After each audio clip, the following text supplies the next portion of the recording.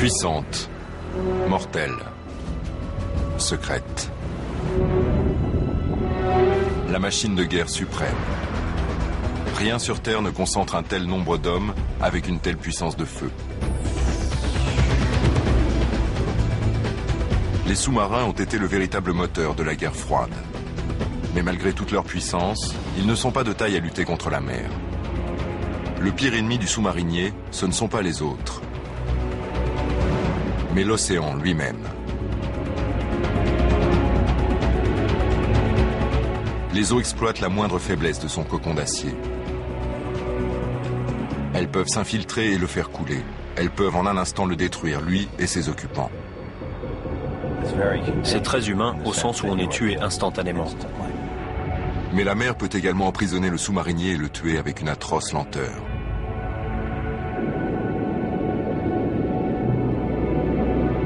Voici l'histoire de 4 sous-marins infortunés et des hommes qui ont servi à leur bord. J'en ai assez. Mon mari a travaillé 25 ans dans la marine. Tout ça pourquoi? Pour que j'enterre mon fils? Des histoires de tragédie et de mort, de survie et de courage. On se considère comme la force d'élite. On est tous sous-mariniers embarqués dans la même aventure du début à la fin. Pourquoi les hommes bravent-ils cet enfer aquatique? Où trouvent-ils le courage de braver la mort? Qui sont les soldats de la marine silencieuse?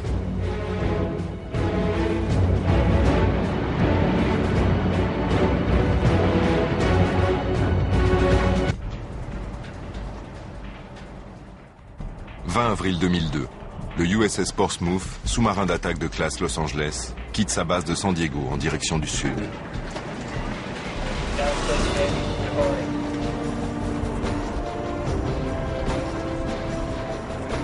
C'est la première ligne d'attaque de la marine américaine, son ultime moyen de défense.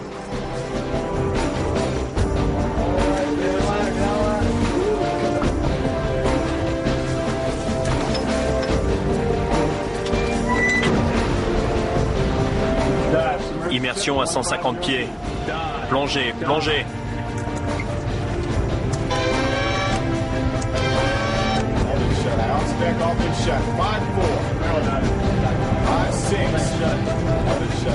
Vous savez, la plongée, c'est un moment un peu triste quand on sait qu'on ne va pas revoir la lumière du jour pendant un mois. Le Portsmouth s'est conçu pour disparaître dans les profondeurs de l'océan.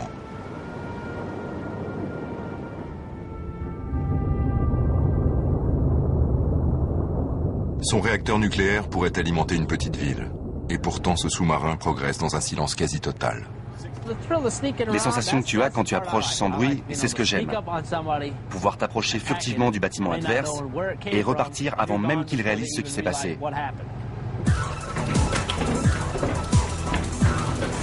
Les oreilles du Portsmouth, ce sont ses sonars. Ils peuvent capter un bateau à plus de 1500 km de distance, ou le bruit des crevettes engloutissant leur nourriture. Ces torpilles fendent les eaux à plus de 100 km/h.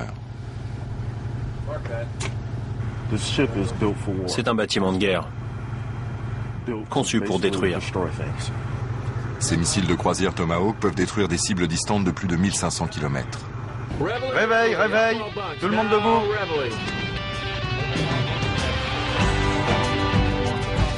Cette machine imposante est servie par 134 hommes venant des 4 coins des États-Unis, pour certains de villages guère plus grands que le bâtiment lui-même. Dans mon village, on est 365 habitants. Ils passent parfois des mois sans voir le soleil ou respirer de l'air frais, sans un mot de leur famille. À bord d'un sous-marin, il y a des choses à faire 24 heures sur 24. Le navire doit continuer à tourner.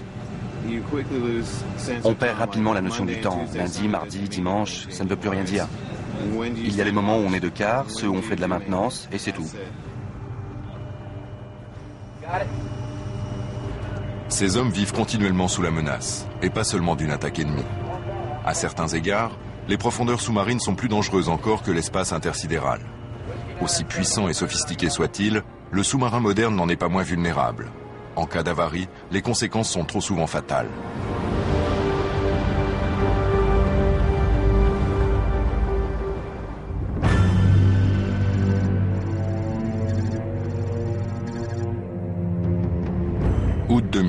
à 10 000 km de la base du Portsmouth. Le Kursk, sous-marin nucléaire russe, est amarré dans la base navale arctique de Zapadnaya Litsa. D'une valeur d'1 milliard de dollars, il est le joyau de la flotte. Long comme 2 avions gros porteurs, le Kursk est conçu pour résister à un choc de plein fouet avec une torpille, pour être indestructible. Servi par 118 hommes, il est équipé de 24 missiles de croisière et de 8 tubes lance-torpilles. Son équipage est semblable à celui du Portsmouth, intelligent, professionnel, uni de corps et d'esprit. On va passer au rituel. Rares et intimes, ces vidéos amateurs montrent la vie à bord du Kursk, dont un curieux rite d'initiation. Aujourd'hui est un grand jour pour les nouvelles recrues. Je bois de l'eau puisée à 80 mètres de profondeur en mer de Barents.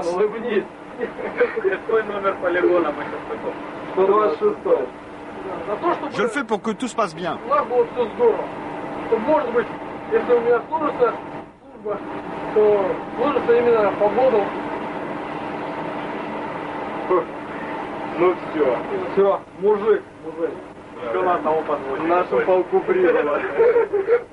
Каждый находится на своем месте. Кто на боевом посту, кто-то осматривает отсек, кто-то выполняет мои приказания. Le lieutenant Dimitri Kolesnikov est chargé du compartiment turbine.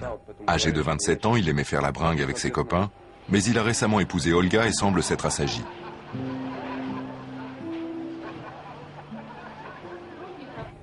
Peu avant d'embarquer, il emmène Olga faire le tour du Kursk.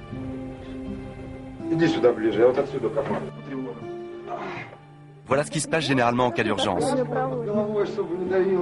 Je suis couché là, comme ça, je fais un petit somme, puis l'alarme sonne. Et bang, je me tape systématiquement la tête sur cette étagère. Comme tous les sous-marins, le Kursk est mené par des hommes incroyablement jeunes. Des hommes comme Sergueï Tilik, 24 ans. Il voulait être amiral. Je suis très fière de mon fils. Son père était capitaine de sous-marin. Sergueï l'a suivi en mer. Il était en déplacement quand sa fille Lisa est née. Il ne l'a vue qu'1 mois et demi plus tard.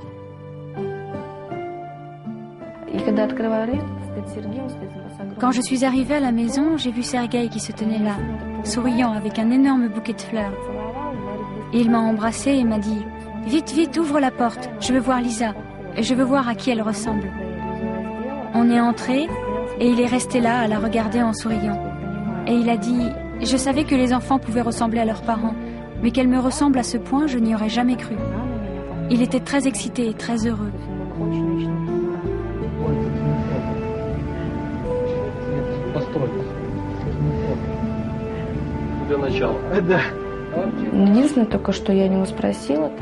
Une fois, j'ai dit à Sergueï, ce n'est qu'un sous-marin, c'est comme une boîte de conserve. S'il y avait un problème, tu serais bloqué et tu ne pourrais rien faire. Il était très vexé que je lui dise ça. Il a même élevé la voix. Et il m'a dit, comment tu peux dire des choses pareilles? Ça se produira jamais. C'est le plus haut niveau de technologie. La dernière fois que j'ai vu Sergueï, on s'est dit au revoir comme d'habitude. Et je lui ai demandé de revenir d'ici le 15 août, le jour de mon anniversaire.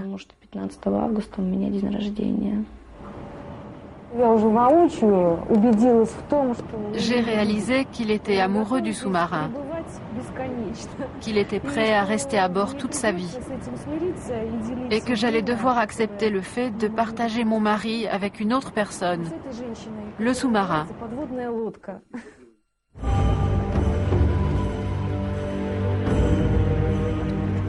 Comme les sous-mariniers du monde entier, l'équipage est excité à l'idée de reprendre la mer.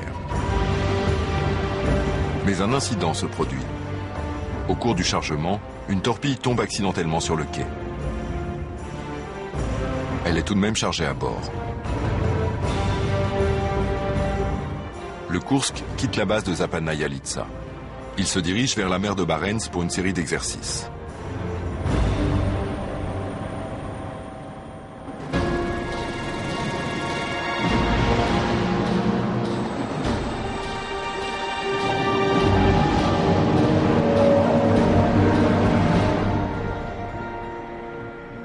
Août, 9h. L'équipage se prépare pour un exercice d'attaque à la torpille. Le croiseur Pierre Legrand est la cible simulée. Le commandant de la flotte du Nord, l'amiral Popov, ordonne de commencer les manœuvres. Personne ne sait si c'est la torpille endommagée qui a été chargée.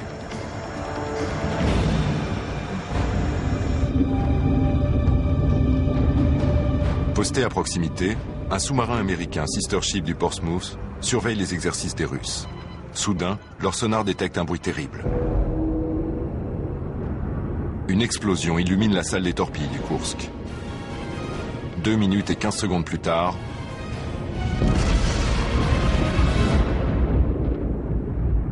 une seconde explosion massive est enregistrée sur les sismographes, ces appareils conçus pour évaluer les séismes.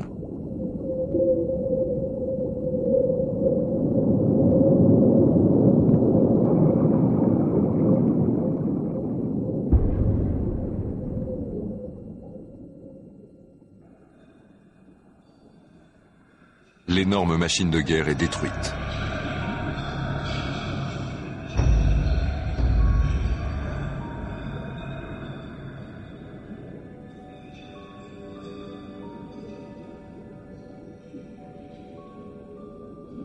La plupart des membres de l'équipage sont morts.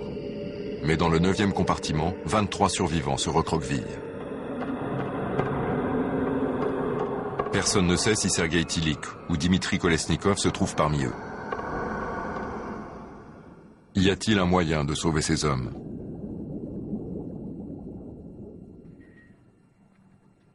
Depuis que les sous-marins entraînent les hommes sous la mer, ils les ont également entraînés dans la tombe.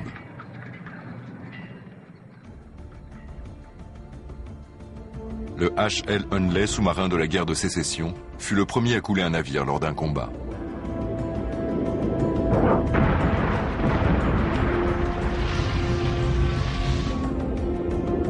Mais s'il était surnommé la machine à tuer, ce n'était pas en raison du nombre d'ennemis abattus. 3 de ses propres équipages moururent à son bord et lui-même finit par couler. Au cours de la Première Guerre mondiale, les sous-marins allemands causèrent de terribles pertes parmi les navires alliés.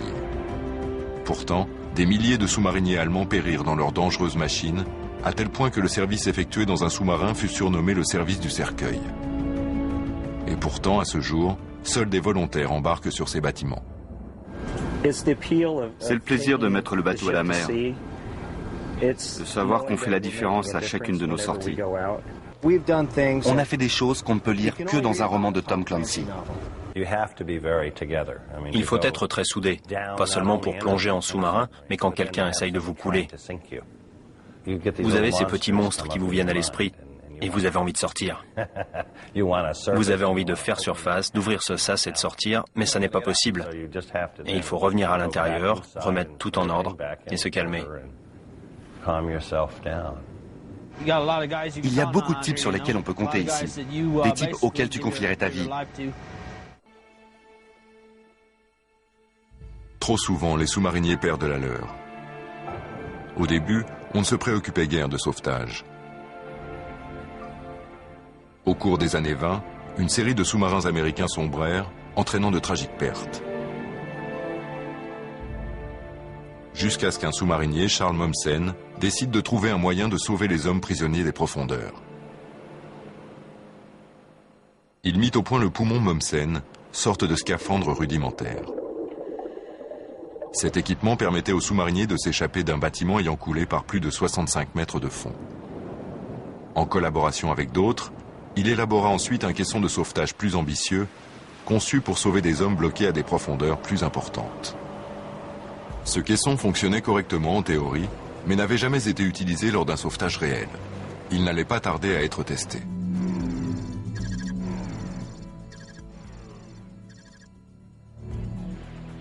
« 23 mai 1939.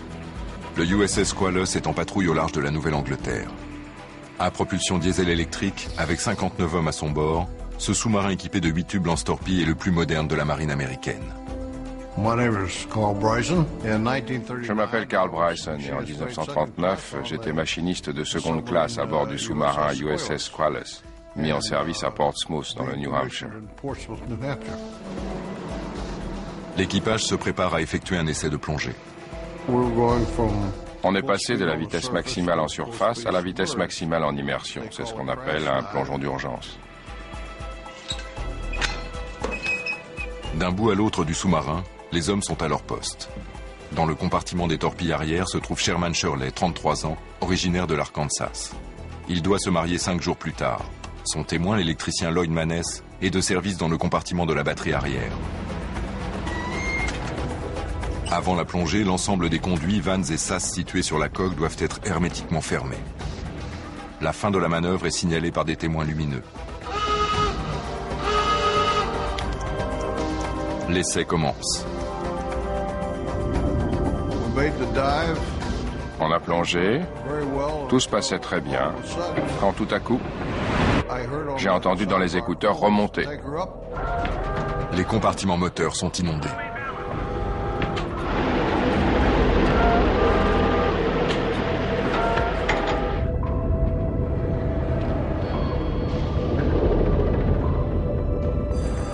D'après le tableau de commande, le sous-marin est hermétiquement fermé. Pourtant, la vanne du conduit d'admission d'air du moteur est ouverte. La batterie d'accumulateur se met en court-circuit.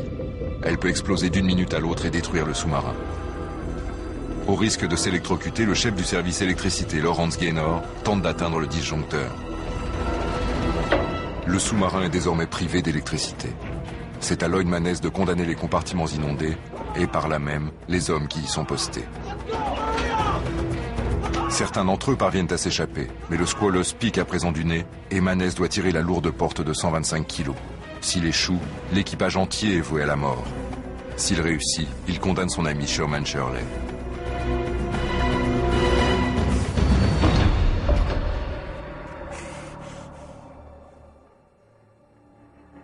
« 26 hommes sont restés derrière la porte.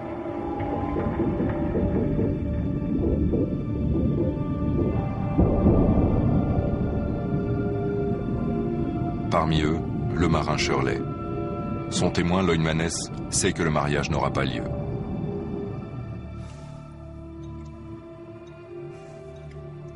« 33 hommes ont survécu.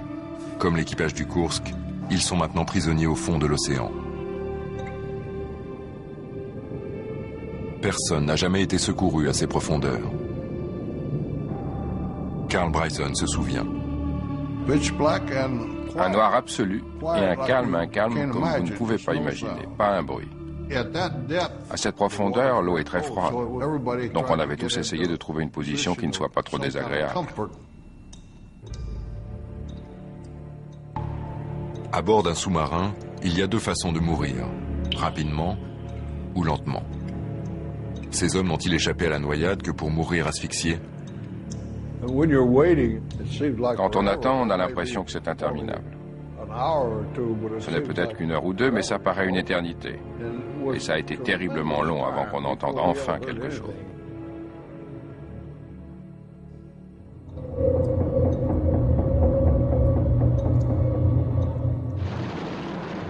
Le sister ship du Squalus, le Sculpin, se tient en surface. Épuisés, les hommes tentent de signaler leur présence. Enfin, les navires sauveteurs arrivent sur les lieux. Sur le pont du Falcon se trouve le caisson de sauvetage inventé par Mommsen. Personne ne sait s'il permettra de sauver les hommes emprisonnés au fond de l'eau.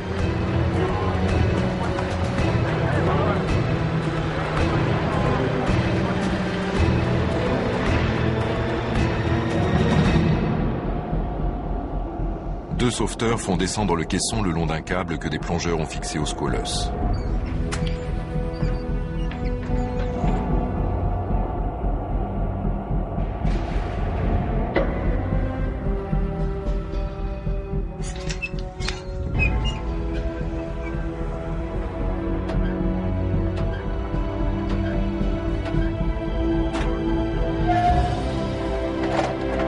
Pour la première fois en presque 30 heures, l'équipage entrevoit le monde extérieur.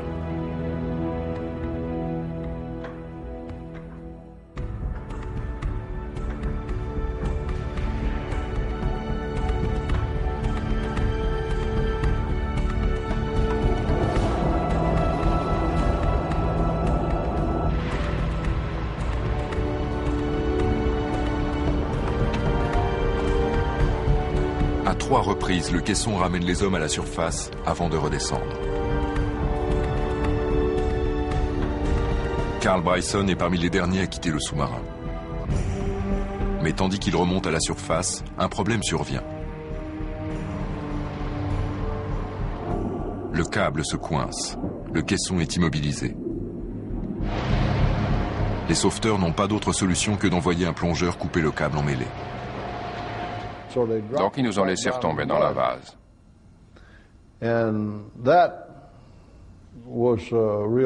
Et c'était grave, car je savais qu'il n'y avait pas moyen de sortir de la cloche. Bryson et ses camarades s'échouent à nouveau au fond de la mer, se demandant si le caisson ne va pas leur servir de tombeau. Les sauveteurs ont un câble de rechange, mais il est dangereusement usé. Ils doivent le remonter à la main.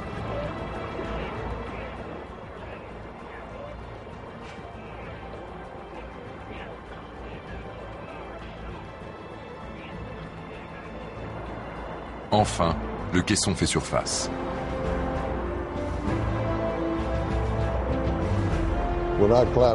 Quand je me suis hissé hors de la cloche et que je suis monté dans le Falcon, j'étais sacrément heureux d'être arrivé là-bas. Les gens nous ont demandé, est-ce que vous pensiez que vous alliez vous en tirer? Évidemment, je pensais qu'on allait s'en tirer.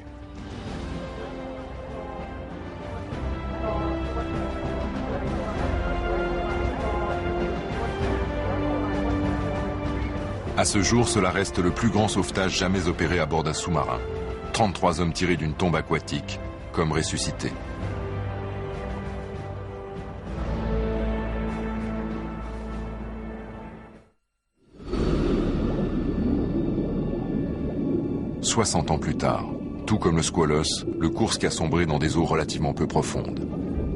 Les marins russes peuvent-ils à leur tour être secourus? À bord du Pierre-le-Grand, les commandants ont peine à croire que le sous-marin a coulé. Des heures s'écoulent avant que l'alerte ne soit donnée. Les premières heures suivant une catastrophe sont les plus importantes.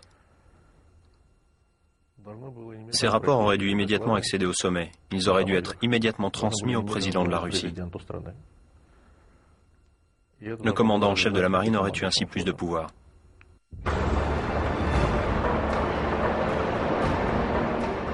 Il faudra près de 30 heures avant que la Russie n'envoie un véhicule de secours.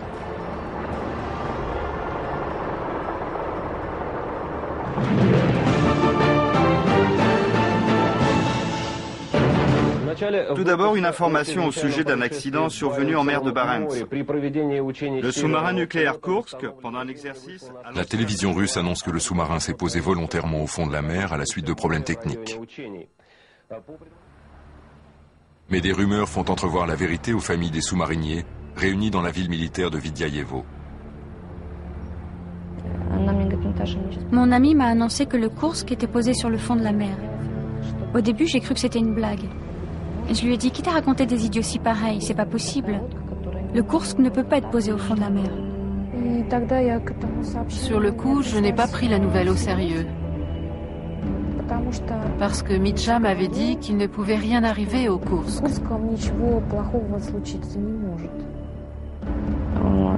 Le téléphone sonnait toujours occupé.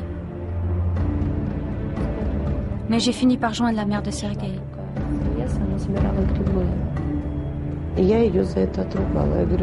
J'ai enguirlandé Natalia. Tu ne vas quand même pas les croire.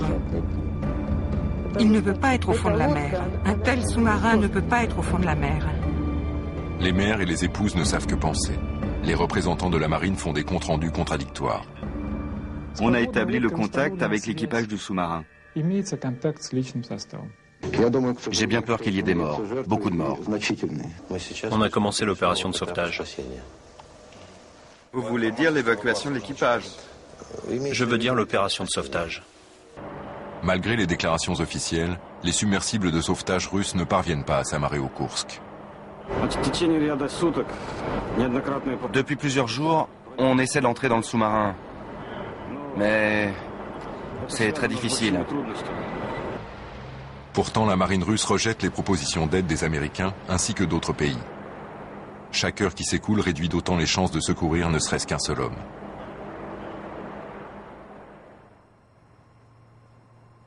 Trop souvent, les sous-mariniers soviétiques ont vu les défaillances de leurs bâtiments tourner au désastre.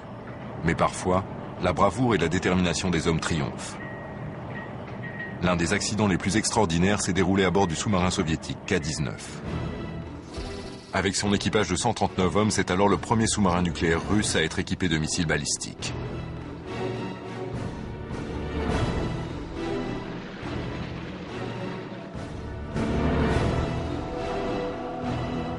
Le K-19 est commandé par le capitaine Nikolai Vladimirovitch Zateyev.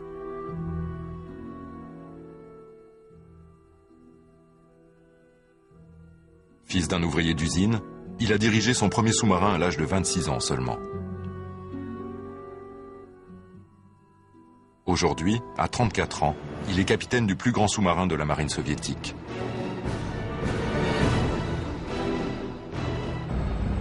Juillet 1961, le K-19 prend la mer pour une série de manœuvres militaires. En pleine course aux armements, il a été mis d'urgence en service pour contrer les sous-marins sophistiqués des Américains.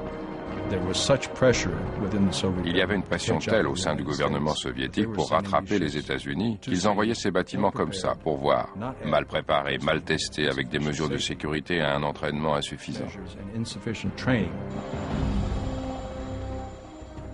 Aux premières heures de cette matinée du 4 juillet 1961, Zateyev se trouve dans le logement des officiers. L'exercice se déroule correctement et le commandant est satisfait des performances de son sous-marin. Mais peu après 4 heures, c'est la catastrophe. Le haut-parleur diffuse un message d'alerte. Il y a une fuite dans l'un des circuits de refroidissement du réacteur. Dans l'enceinte, la pression chute rapidement, entraînant une hausse brutale de la température. Le réacteur est près de fondre. À 6 heures, Zateyev ordonne à l'équipage de faire surface pour envoyer un signal de détresse. Il découvre alors que l'antenne du K-19 est noyée. Les sous-mariniers sont totalement seuls dans la glaciale mer de Norvège. Zateyev n'a qu'un seul moyen de sauver son bâtiment. Il doit envoyer des hommes dans le compartiment du réacteur nucléaire pour mettre en place un système de refroidissement de fortune. C'est une mission suicide, mais 8 hommes se proposent. Parmi eux, le lieutenant Boris Korchilov. Âgé de 23 ans, il est l'un des préférés de l'équipage. C'était une décision déchirante que d'assigner cette tâche. J'ai demandé au chef de l'équipe, « Boris, tu sais où tu vas ?» Et il a répondu, « Oui, je sais. » Mais c'est très dur d'envoyer quelqu'un à la mort, et je savais qu'il recevrait probablement une dose mortelle de radiation.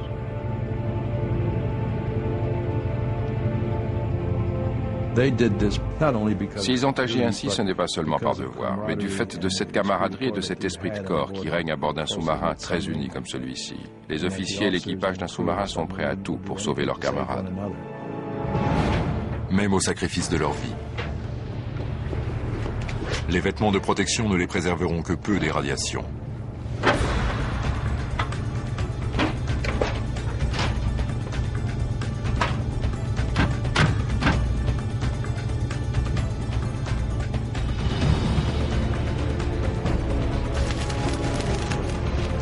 Dans le compartiment toxique, il travaille avec des bouts de tuyaux de récupération, tentant désespérément de refroidir le cœur du réacteur.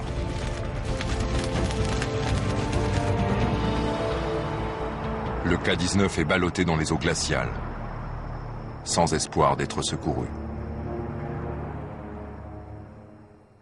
Zateyev retourne dans le compartiment du réacteur. Il y découvre ces hommes qui ont payé le prix fort. Quand ils sont sortis de là, ça a été d'abord des vomissements, de la mousse jaunâtre qui sortait de leur bouche. On les a soutenus et ils nous ont dit qu'ils avaient fait le travail. Et là, devant mes yeux, ils se sont mis à enfler.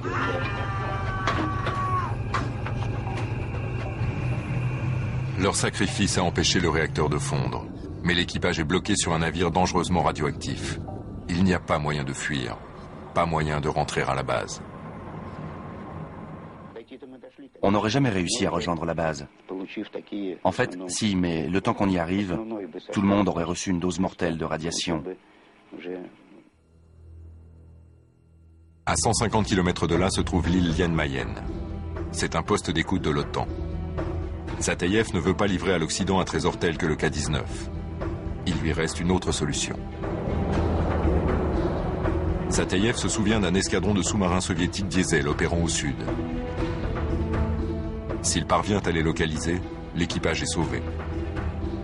S'il échoue, ils sont perdus.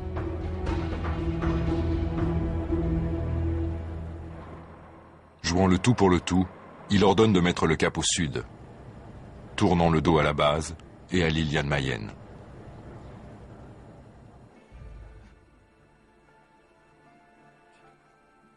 À l'infirmerie, les hommes irradiés se meurent.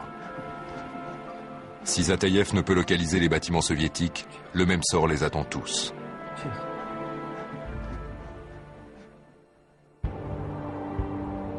Sur le pont, l'équipage scrute la mer à la recherche de signes d'espoir. Le K-19 progresse au sud pendant des heures.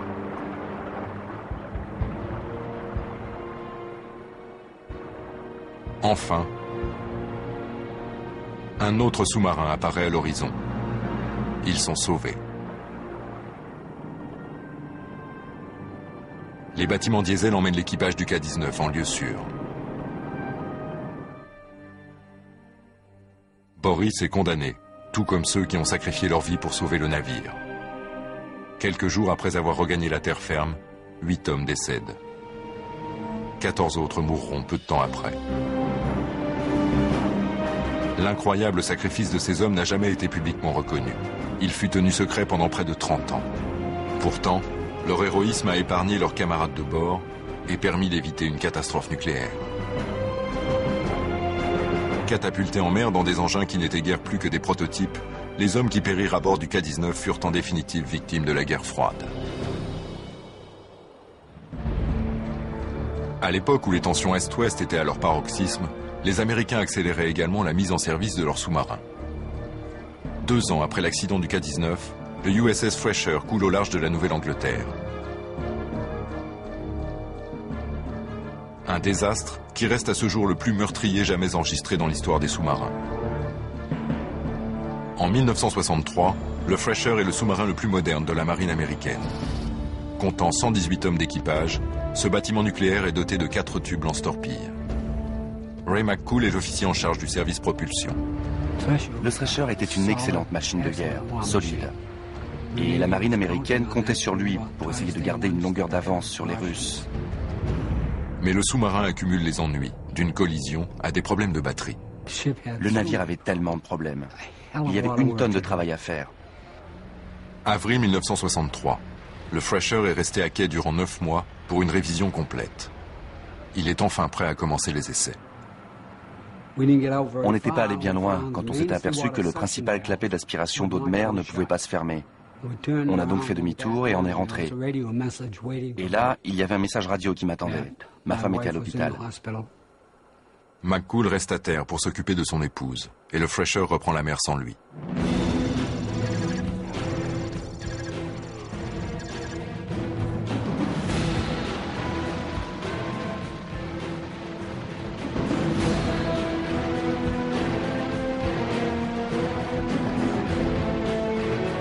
À 350 km au large du Cap Cod, il est prévu qu'il descende à la profondeur maximale d'immersion, 425 mètres. À cette profondeur, plus de 40 tonnes d'eau font pression sur chaque mètre carré de coque. Au début, l'essai se déroule sans problème. Mais soudain, le navire sauveteur Skylark, en poste au-dessus du Fresher, reçoit un message sibyllin. Rencontrons des difficultés mineures. Assiette positive. Tentons de purger. Personne ne sait vraiment ce que ce message signifie. Mais à bord du Fresher, le problème est loin d'être mineur. Tandis que le sous-marin s'approche de la profondeur de test, un raccord de tuyau lâche. À présent, l'océan force le passage. L'eau s'engouffre à une telle vitesse qu'elle est pulvérisée. Elle se transforme littéralement en gouttelettes. Ces gouttelettes se sont infiltrées dans le compartiment bien plus que ne le ferait un simple jet d'eau, et ont visiblement court-circuité tous les principaux faisceaux de câbles électriques. Et en pareil cas, le réacteur nucléaire du sous-marin s'arrête. Privé d'électricité, le Fresher est en grand danger. Leur flottabilité diminue et ils commencent à chuter vers le fond. Et ils n'ont pas chuté bien longtemps. Dans les profondeurs de l'océan, ils oscillent entre la vie et la mort.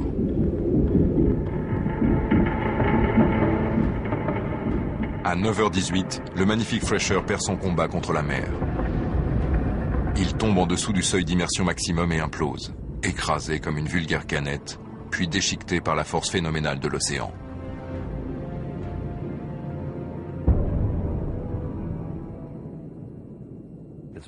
C'est très humain au sens où on est tué instantanément.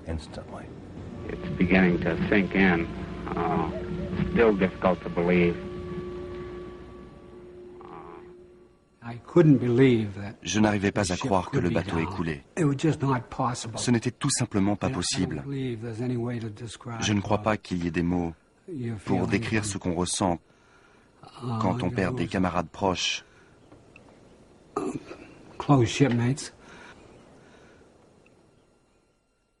Chaque année, il y a une commémoration et ils font sonner le gong et ils citent chaque nom. Je n'y vais plus.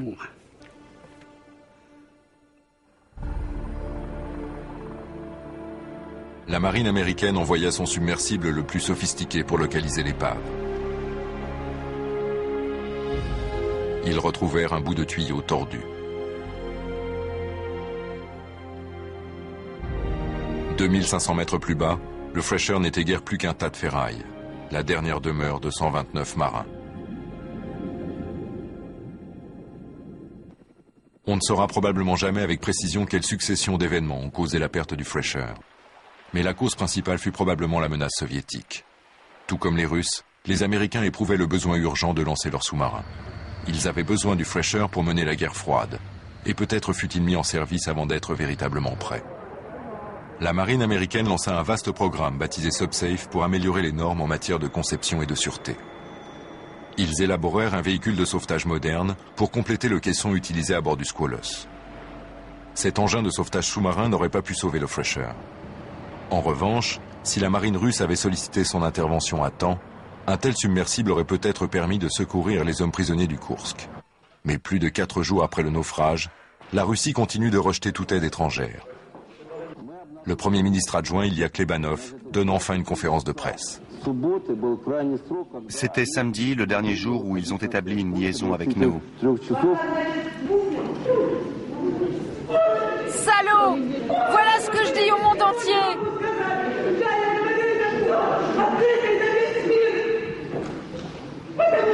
Qu'avez-vous comme moyen? Un sous-marin de poche de 1968 qui n'a jamais servi? Vous n'avez donc pas d'enfants? Vous ne comprenez rien. On n'a rien. Notre situation est terrible.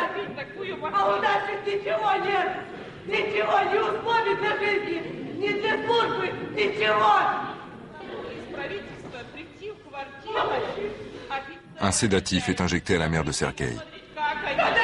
J'en ai assez. Mon mari a travaillé 25 ans dans la marine. Tout ça pourquoi? Pour que j'enterre mon fils? Je ne vous pardonnerai jamais. Arrachez vos médailles. Arrachez-les maintenant. Dans l'ex-Union soviétique, sa colère et le fait que les caméras soient là pour la filmer sont stupéfiants.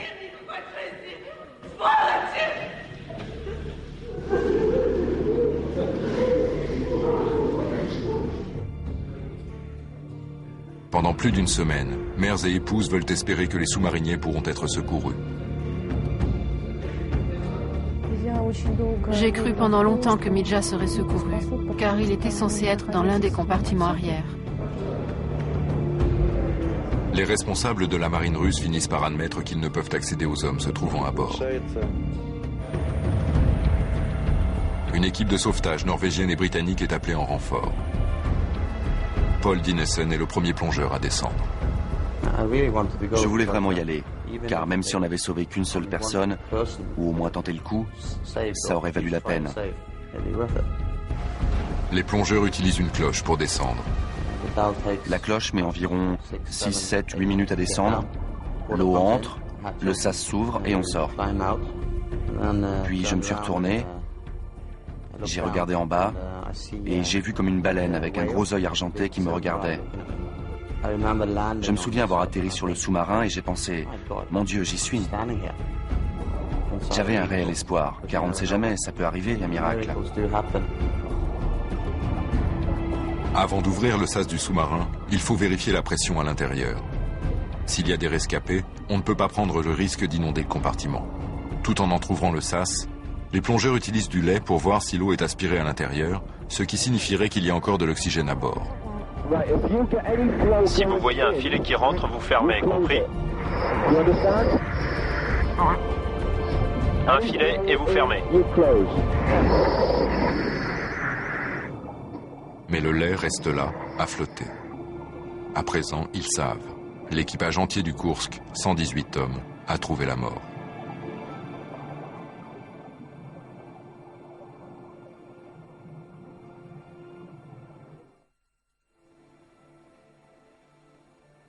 Après des journées de mensonges, l'amiral Popov, commandant de la flotte du Nord, apparaît à la télévision. La vie doit continuer. Élevez vos enfants. Élevez vos fils. Et pardonnez-moi de ne pas avoir été capable de sauver vos hommes.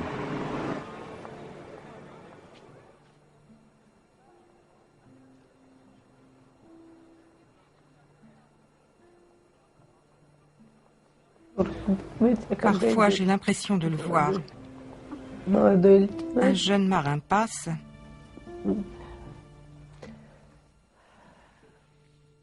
Et mon cœur se brise.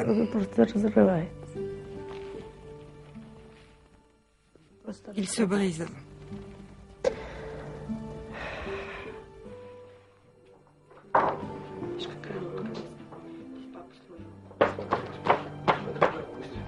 Кто это?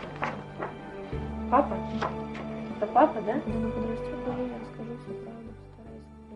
Quand elle grandira, je lui dirai toute la vérité sur Sergueï. J'essaierai de lui expliquer du mieux que je peux, avec des mots qu'elle puisse comprendre. Je veux l'élever de sorte qu'elle ait le caractère de Sergueï. Mais je veux aussi qu'elle lui ressemble, car c'est le seul souvenir que j'ai de lui.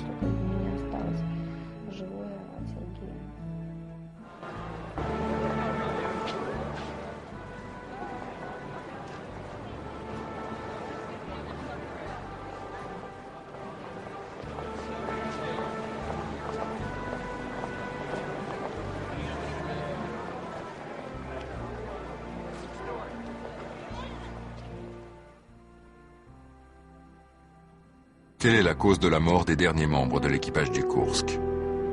Des enquêteurs pensent qu'un dispositif de régénération de l'air a provoqué une explosion qui a aspiré l'oxygène restant hors du compartiment, entraînant la mort par asphyxie des marins. On ignore à quel moment cet incendie fatal s'est déclaré. Au bout de 8 heures, si l'on en croit la version officielle. 8 heures, c'est un chiffre très pratique. S'ils ont seulement survécu 8 heures, alors il n'y avait aucune chance de sauver l'équipage. Et s'il n'y avait aucune chance de sauver l'équipage, il n'y a pas de responsable. Pourtant, les rapports indiquent que le tapement a continué 2 à 3 jours après le naufrage.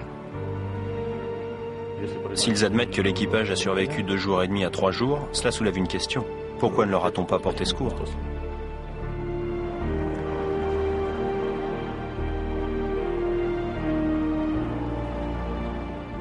En octobre, les Russes commencent à remonter les corps. Ils font une découverte surprenante. Dans l'une des poches de Dimitri Kolesnikov se trouve une note. Le message suivant y est inscrit. Il fait noir comme dans un four et c'est difficile d'écrire. Mais j'essaie d'écrire sans voir. Je pense qu'on n'a plus aucune chance maintenant. J'espère juste que quelqu'un lira ce message. Ne désespérez pas, Kolesnikov. Kolesnikov, Sergueï et leurs camarades ont donné leur vie pour ce sous-marin qu'ils aimaient et en lequel ils croyaient. Tout comme les hommes du Squalus, du Fresher, du K-19 et du Portsmouth, ils connaissaient les dangers des profondeurs. Les sous-mariniers savent qu'à chaque plongée, ils risquent de ne jamais revenir.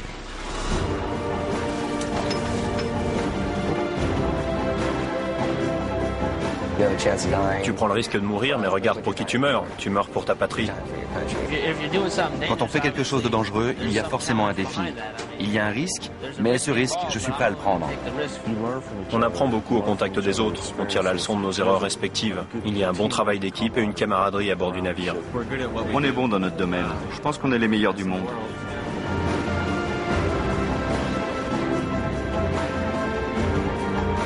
Invisibles, trop souvent ignorés, ils voyagent dans le monde inconnu des océans.